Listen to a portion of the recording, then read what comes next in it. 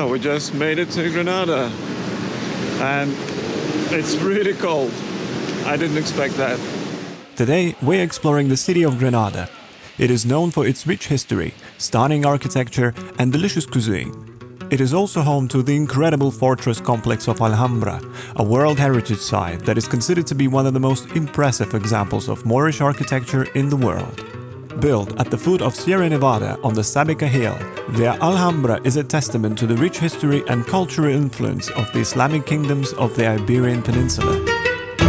In 1238, the founder of the Nasrid dynasty, Mohammed I ibn al-Ammar, made Granada the capital of a new emirate, founded a new citadel, and began construction of Alhambra. This massive fortress complex covers an area of about 142,000 square meters, and there is a lot to see here. Beautiful gardens, incredible palaces with grand halls and courtyards, featuring well-preserved Moorish decor, calligraphy, and geometric patterns. This place is full of history, and if you would like to find out more about Alhambra, we have a dedicated video on that. The link will be in the description below. If you're thinking about visiting Alhambra, make sure you book your tickets well in advance. You will also need to separately reserve time to visit the Nasrid palaces.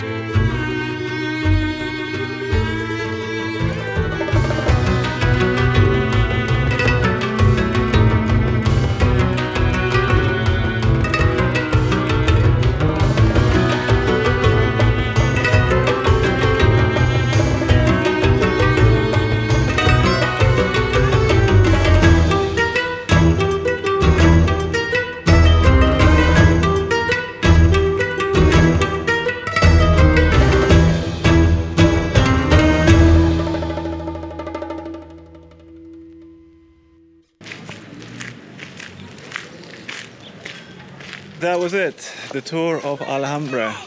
Highly recommended. This was one of the most impressive sights I've ever seen. You need about 4 or 5 hours to fully explore the place, prepare for big crowds, long queues, but it's definitely worth it. We're now going to go and check out the city and do a little walk around all the major tourist attractions. Check it out. Granada has much more to offer than just Alhambra, so we have the rest of the day to walk around the city and check out a few hotspots. The city was originally founded by the Romans in the 1st century BC. It was later ruled by the Visigoths and then the Moors, who left a long-lasting impact on the city's architecture and culture. The Moors ruled Granada for nearly 800 years, until it was reconquered by the Catholic monarchs in 1492. We came across a nice restaurant just at the foot of Alhambra and tried a selection of tapas before heading up to the Mirador de San Nicolas.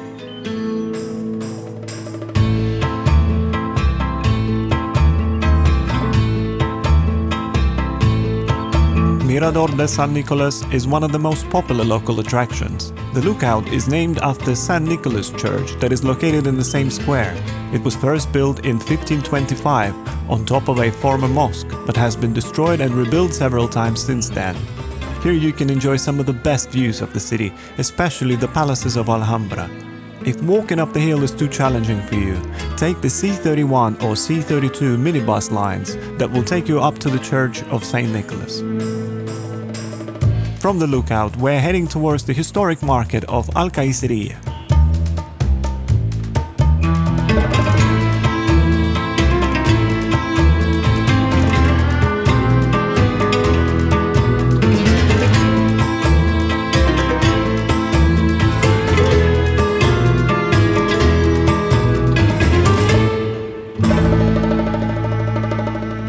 In the 6th century, the Byzantine Emperor Justinian granted the Arabs the exclusive right to produce and trade silk within the empire. To show appreciation, the Arabs gave their bazaars the Arabic name for Caesar, and from that time, all Arab bazaars took that name. The Alcaiceria of Granada was opened in the 15th century and lasted well into the 19th century when it was destroyed by the fire. Today, Alcaiceria is devoted mainly to souvenir stalls, and it's a far cry from its former glory when Alcaiceria had over 200 shops and stalls, trading almost exclusively precious silk.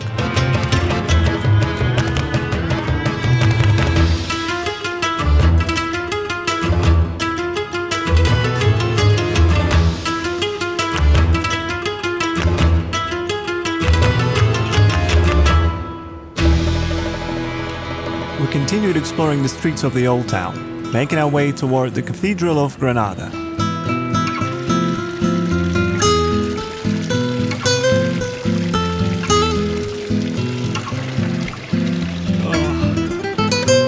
If I could only tell you how hot it is.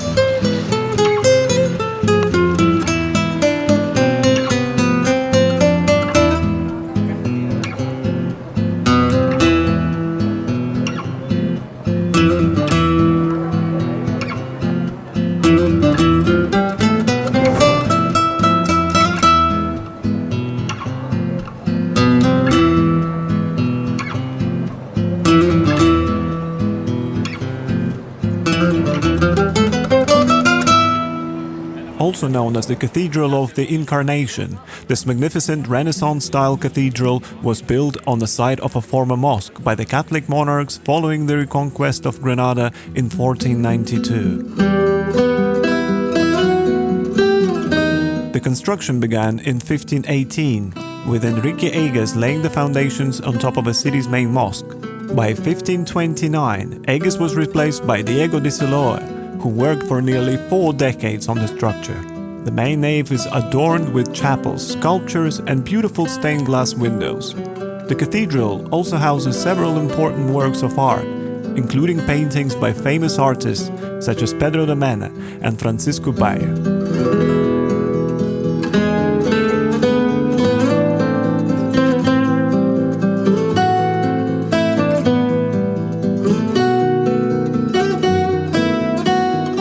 Granada Cathedral is a must-see destination for anyone interested in history, art or architecture, as it offers a glimpse into the city's rich cultural heritage.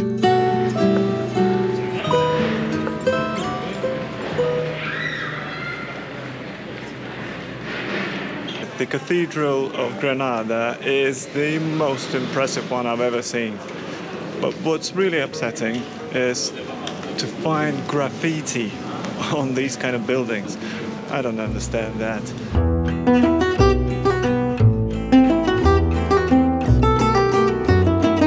We continued exploring the narrow streets of the city, trying to peek into every courtyard and admiring the grand facades of the buildings.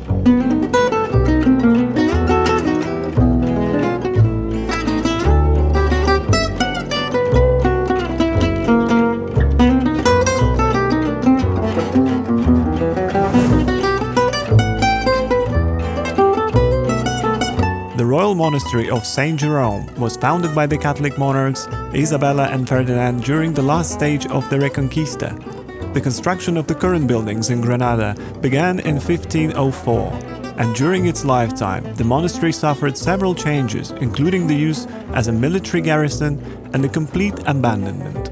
The buildings were so neglected that they were nearly demolished. Luckily, at the beginning of the 20th century, a great effort was dedicated to restoring these monuments. We had only a few hours left, so we started making our way back to the city center.